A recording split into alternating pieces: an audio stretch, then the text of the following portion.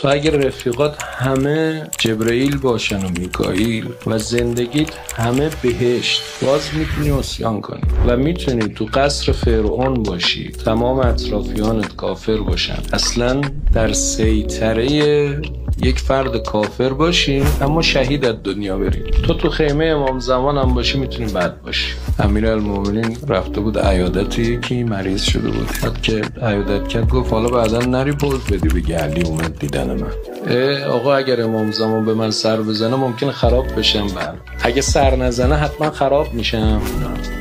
اویس قرنی چی ندید اویس شد. خیلی باحاله.